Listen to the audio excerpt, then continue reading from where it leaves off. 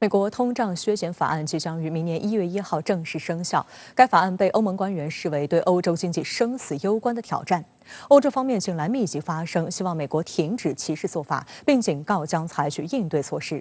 然而，距离该法案生效只有1个多月的时间，不仅美国方面没有任何打算让步的迹象，欧盟内部也尚未达成一致的应对方案。25号，欧盟贸易部长会议在布鲁塞尔举行，欧盟再次要求美国重视通胀削减法案在电动车补贴上的问题，停止歧视欧洲企业的做法。同时，欧盟再次对美国发出警告，称将视情况采取应对措施。Many of the green subsidies provided for in the Act discriminate against EU automotive, renewables, battery and energy-intensive industries. These are serious concerns for the EU, which I and many of colleagues have raised repeatedly with our US interlocutors. What we are asking for is fairness.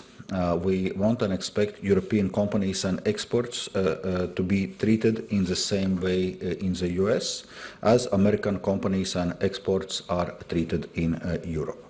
今年8月，拜登签署总价值7500亿美元的通胀削减法案，旨在通过大量补贴和激励措施，帮助美国本土制造的电动汽车、可再生能源和电池等产业。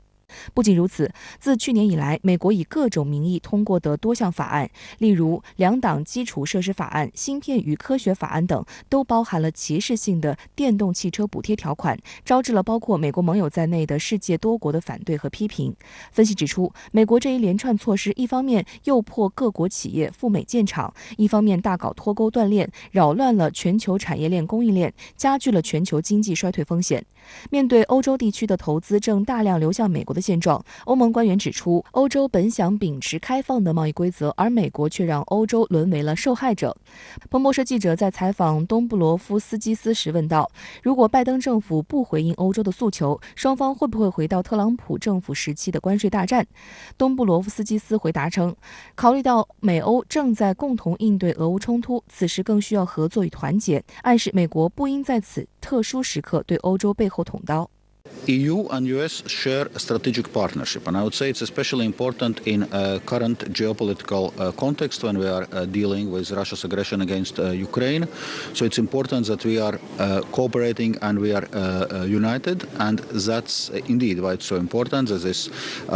Inflation Reduction Act is being addressed and it doesn't become another irritant in our relations. 美国迟迟拿不出切实可行的措施来解决欧洲的担忧，而本来预计将讨论对欧洲企业补贴问题的25号的欧盟贸易部长会议也未达成任何实质性成果。捷克贸易部长约瑟夫·希克拉25号表示，他希望美欧双方可以在12月5号的贸易和技术委员会上探讨出解决方案。美国对欧洲妥协的可能性几乎为零。欧洲即使有反制措施，也不会有实质性的作用。第一，就是这个法案出台的背景其实是民主党为了中期选举谋求提升自身的支持率，美国民主党就必须坚持它的政策连续性，来进一步树立自己的国内威信。第二，就是欧洲其实没有跟美国叫板的资本，因为俄乌冲突彻底打掉了欧洲脱离美国控制的可能性。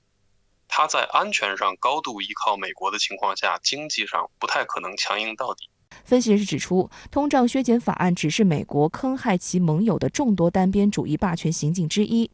俄乌冲突升级后，美国煽风点火，通过向欧洲国家卖军火以及液化天然气的大幅涨价发战争财。而针对高通胀，美联储今年以来连续激进加息，更令欧洲经济雪上加霜。拜登政府也似乎根本无视其盟友的感受。有欧盟国家部长和外交官称，当欧盟领导人在 G20 峰会上就天然气价格问题与拜登交涉时，后者似乎完全没有意识到这个问题。俄乌冲突里面，其实拜登政府发现了一个问题，就是他一面把盟友推到前台去和俄罗斯消耗，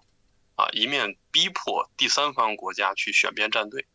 但是只要全世界的产业链和能源链是一个完整的分工，而且是一个健康的分工，他其实很难做到他希望做到的那些事情。所以美国就越发的发现他自己来主导产业链、主导能源链的必要性。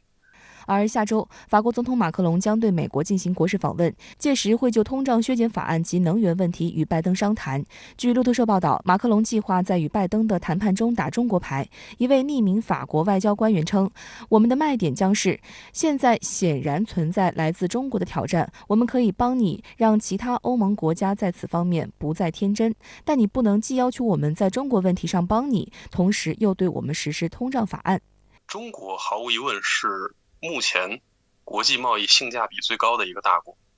这一点欧洲国家普遍是有感性认识的。那从马克龙的立场来讲这种议题联动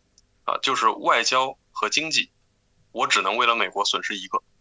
其实马克龙的态度它反映出来美国长期以来对欧洲关系的一个困境，就是听话的欧洲要钱，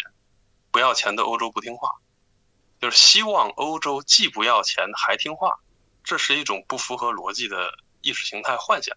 近来，中方也持续就通胀削减法案问题在国际社会上发声，这显示中国并非马克龙口中所指的挑战，更不应成为法美谈判的筹码。在24号至25号举行的世贸组织货物贸易理事会上，中国代表团对美国通胀削减法案中多项贸易歧视性和扭曲性补贴措施、美国扰乱全球半导体产业链和供应链的系列政策措施进行了长达40分钟的发言，逐项揭批美方政策措施不符合世界贸易组织规则，违背国际法一般原则，以及扰乱全球产业链价值链的具体方面。中方强调，贸易战、科技战以及人为筑墙脱钩没有出路，这些违反市场经济基本原则的做法将严重扰乱全球产业链、供应链和国际贸易。中方反对将经济、贸易和科技交流政治化和武器化，敦促美方保持言行一致，尽快纠正错误做法，共同维护全球半导体产业链的稳定。中方的发言得到瑞士代表团的呼应。好，相关话题马上来连线中国社会科学院学者杨水清。杨女士你好。即将于明年1月1号生效的美国通胀削减法案，要补贴本土制造业，引起了欧洲方面，尤其是法德的警惕。那您怎么看待这项法案对美欧关系带来的影响呢？它最大的问题是，它中间有一些细节，就比如说，我会对具体的产业链，比如说电池组件，提供一些补贴和税收减免。但是呢，你如果想拿到我这部分的税收减免或者是补贴，你需要符合我的产地限制原则。所以对于企业而言，一方面我要去考虑怎么样拿到美国所给予的补贴以及税收减免，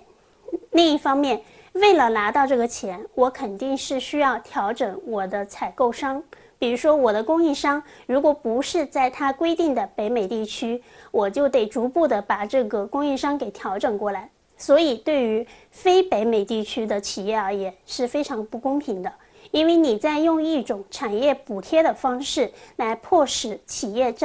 靠边站、选边站。那我怎么样去规范这种行为？对于其他的欧盟以及中国还有东南亚地区都不会认可这个做法。这也是为什么欧盟就立马作为美国的盟友也跳出来反对这个法案，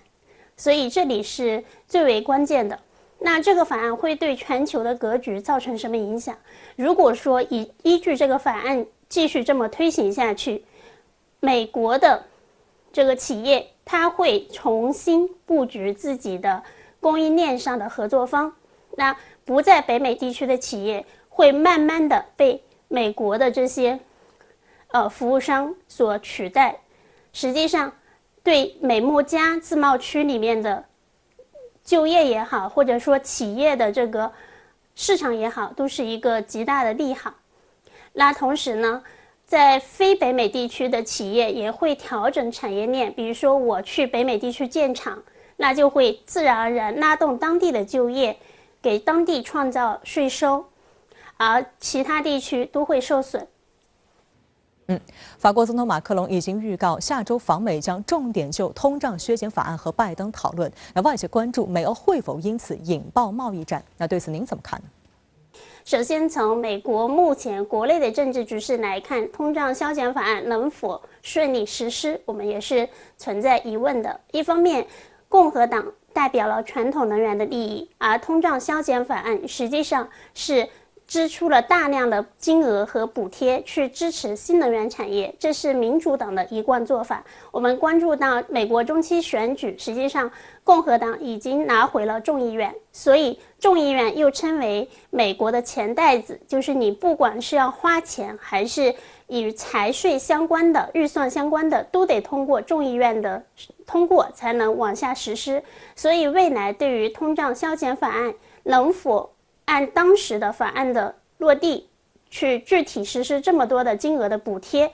是存在疑问的。而从国际方面来说，通胀消减法案一推出之后，不管是欧盟还是日韩，都对这个法案的一些不公平的产业补贴产生了质疑，甚至要到放在 WTO 规则上，它也是不符合公平贸易的原则的。所以呢，这个法案如果真的像它所实施的那样，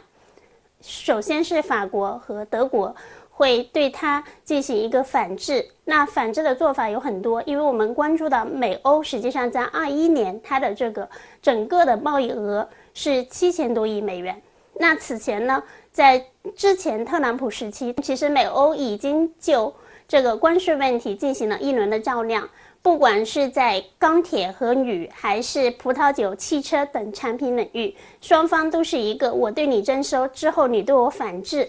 征收了10%到25%的关税不等。所以在这一个事情上，如果说继续往下走的话，我们又会看到这种局面会再度呈现。好，谢谢杨水清女士在线和我们分享您的观点，谢谢。